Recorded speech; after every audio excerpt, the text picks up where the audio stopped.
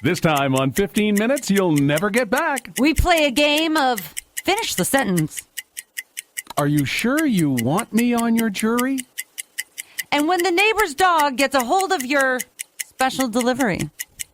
I'm Dale. And I'm Charlie. All that and more this time on 15 Minutes You'll Never Get Back.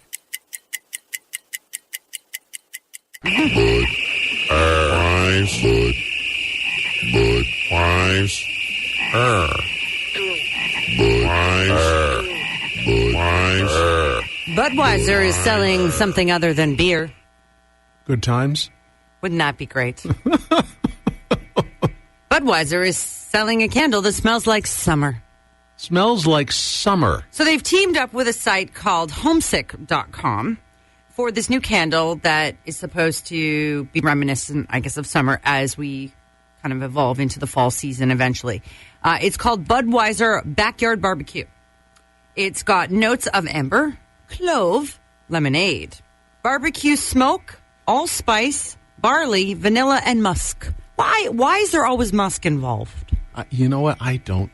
Because people are sweating. Maybe that's what it is. So each candle comes in a beer can shaped kind of jar, about $34. For an extra $15, you can put a personalized message on the jar. I don't know about that. That doesn't say summer to me. Like when I remember it, like when you say, reminds me of summer growing up. And none of those cloves and lemonade and stuff, that doesn't click with me. The smell of summer for me is that weird rust smell that came out of the garden hose when you drank from it. Nice. Yeah, remember that one? Yeah, I do. That's a good one. See, for me, it was basically, it was Budweiser, and there was Budweiser growing up. Yeah. Yeah? Yeah, especially when we were down on road trips down in the States and stuff back then. Okay. But it was also the smell of gasoline that Dad would use to get the fire started, for starters. Smell of his cigarettes. Oh, good times. Which he used to light the gasoline, which got the fire started. Right. And, of course, the beer farts, because he'd had too much Budweiser. Summer. It's been a long time since I've had a Brazilian blowout. I'm glad you finished that off with blowout, but go ahead. And today is International Brazilian Blowout Day. Now, for those of us that aren't quite familiar with a Brazilian blowout, I mean, you can see that I've never had one. Unless it was that one time I was at Carnival, but that's a different story. What is a Brazilian blowout? It is a unique hair treatment, and it's used by millions of women around the world. Okay. So the summer, as we know, wreaks havoc on our hair, right? Because the humidity and it gets frizzy and all. So basically what it is, well, let me give you the technical term. Okay.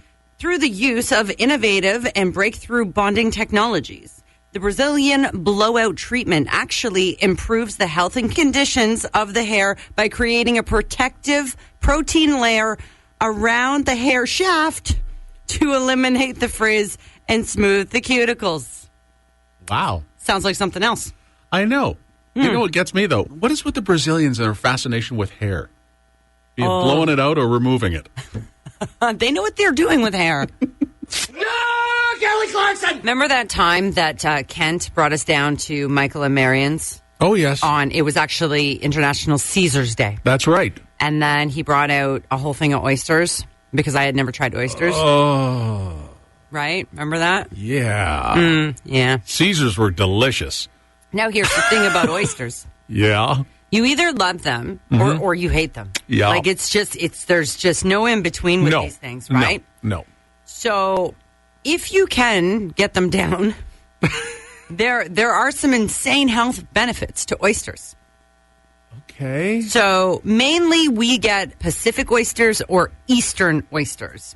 They're very low in calories. Okay, then. They are a good source of protein, vitamins, and minerals as well. Yes. I need to clear something up here. Yes. In case you were wondering. Yes. For centuries, humans have always speculated about oysters and other shellfish having aphrodisiac properties, if you will. Yes. This is complete rubbish. Is it?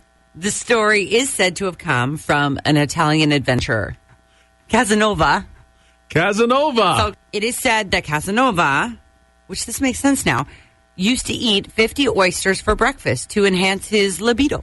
So is that's the whole honestly, thing about Casanova, right? I'm telling you, that's the guys will just spin yarns.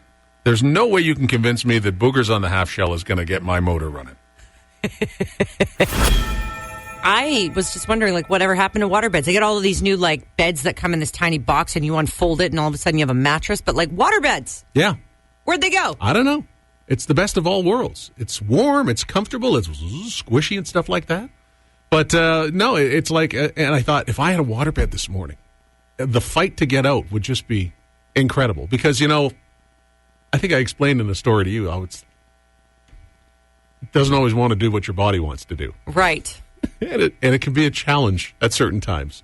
But we just wondered, why don't people have waterbeds anymore? You must be able to buy them still. I don't know. Maybe on Kijiji? Kool FM, hi. Hi, how are you this morning? Fine. That's good. I know where the sole surviving full-motion king-size waterbed is. What? Where? You have to tell me. In the master bedroom in my home in Keswick.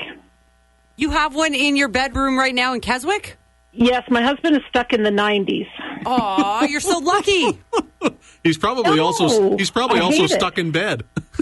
Yeah. So Dale told me a story about how, he had a waterbed encounter, and I'm just wondering how that works for you guys. It works against your movements.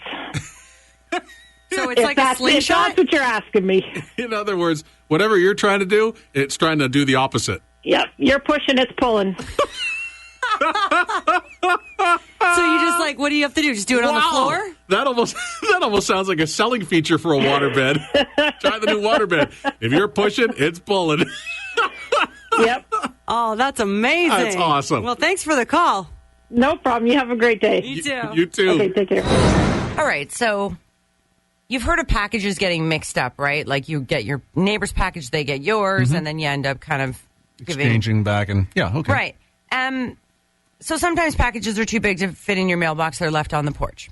So one guy named Lee Edwards thought he was doing his neighborly duty by noticing that his neighbor across the way had a package on her front doorstep. So what he did was he left a note saying, listen, I just brought it into my house. Come pick it up. I was afraid it was going to get stolen. Okay. So he had just put it sort of on a little table and left and went for work. Lee comes back to find his black lab had gotten into the package. Uh-oh. It wasn't a package perhaps that you would expect. So the dog had gotten into the package and was playing with an adult toy, if you will. All 6 inches of it. Color pink, in case you're wondering.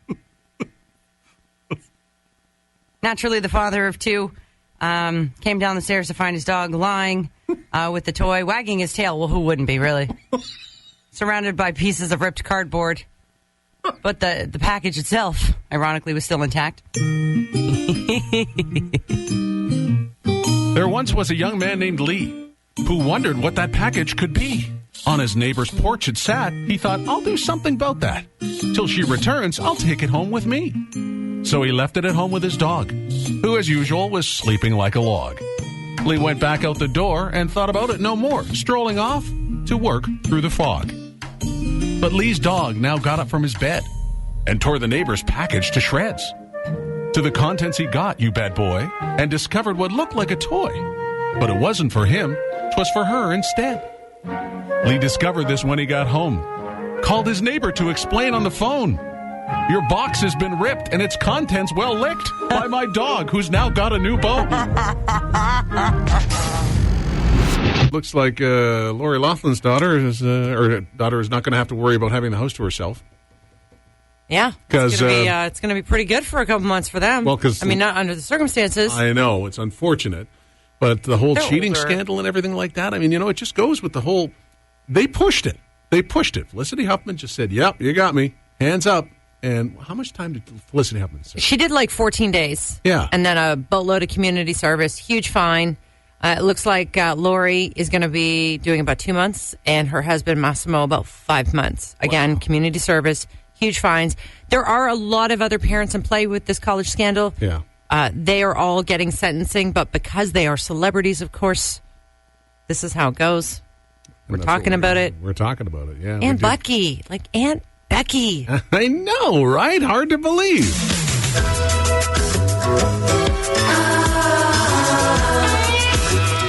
It all started in a quaint house in Frisco. A house full of love and laughter with the Tanner clan. But now, Aunt Becky is going from San Fran to San Quentin as Lori Loughlin moves from Full House to the Big House. There's no admission scandal this time. It's a surefire hit. The Big House is this season's can't-miss gripping real-life drama, and the reviews are in. We don't know who she is, say the Olsen twins. Dave Coulier raved, I never actually dated Alanis. Well, Danny Tanner himself, Bob Saget, boasts, I was really hammered when filming for the Aristocrats. The Big House and Becky's new address. Catch a new episode this week on True TV with a special guest appearance by John Stamos, but only during visiting hours. So, went to the mailbox on our walk last evening. Right. And my wife goes, what's this? Ontario Ministry of the Attorney General. And I go, what? Oh. Something from Mr. Downey's office? She goes, really, Doug? And I go, yeah, that's his office. Okay. And sure enough, I start to open it up, and she goes, what is it? And I go, well, it's not going to be tax-related because it's not their department. Right. But I open it up, and the first line I see is, she goes, is it jury duty? And I go, oh, you don't think. And I open it up, and I go, under the Juries Act, this questionnaire, they got me. They got me. At some point, they get everybody. I think so. Well, they do their best to, spread it around, right? Because it's kind of your duty. Right. It's part and parcel of the whole thing.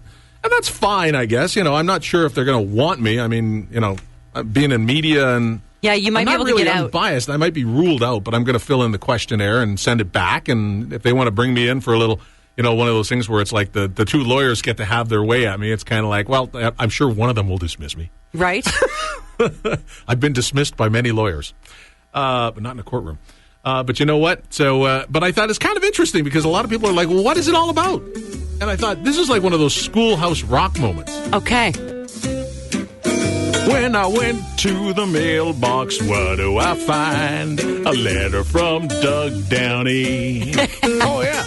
It's like right from the office of the Attorney General there, It's all official and everything. So I'm thinking, it's even got Doug's signature on it. So I stroll back home.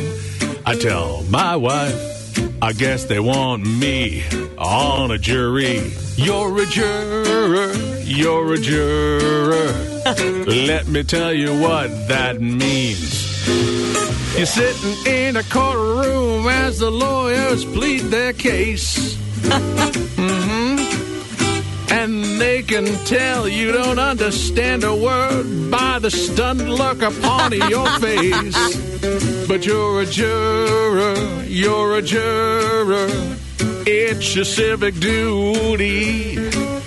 And with any luck, you'll be sequestered and get to spend a week away from your family. Yes! And playing along this morning, our contestant, let's welcome in Jennifer Esch. Hi, Jennifer. Hi. How are you doing? I'm good. How are you? Good. What are you up to today? Just getting to work. Just getting to work. Where do you work? Sitting in the parking lot. Oh, where do you work? I work for a couple doctors by the hospital across the street. A couple doctors across the street from the hospital. Yes. Are they Dr. McSteamies? Not quite. Not quite. Dreamies? That's a polite way of saying, well, one of them's about 2 cocktails away from being a Dr. McSteamy. Depends how much you drink. Yeah, I was going to say that. You know what, Jennifer? Before we get you in any more trouble, what we want you to do is play along with us here for a little Whose Line Is It Anyway? Great show. Now, how it works is this. We've got a story we want to tell, but the story's not finished. So Charlie's going to tell the first part of the story. I'm going to tell the middle part, and then you're going to have to finish it. Okay. You ready? I'm ready. And I don't want you to stop and think too long because you got to be fast. Okay. Here we go. First part of the story goes like this. All right. So I'm on Dunlop. I'm walking down Dunlop Street, and this guy is coming toward me walking his dog. Well, I noticed that it's a pretty big dog, but there's something different about him. So I go walking up to the guy, and I realize as I say, hey, that's a pretty nice looking dog, but I noticed then it's a 3-legged dog. And I said, well, that's interesting. I said, what's the name of your 3-legged dog? And he said, my name is Lucky. I'm lucky because I still have 3 legs. There it is. I was waiting for that because that's what I always say. You know what? Lucky's not a beer. It's the name of a three-legged dog. Yeah, okay. About the three-legged dog, if you don't mind, I have a better one for you. Okay. This three-legged dog walks into a bar, and the bartender says, "Can I help you?" He says, "I'm looking for the man that shot my paw." Come on. Hey, thanks so much for tuning in. If you enjoyed that 15 minutes you'll never get back, follow and subscribe. More on Dale and Charlie at 1075coolfm.com. Download your favorite episodes there or at Spotify. Leave a review so our egos can get inflated. Waste your time next week.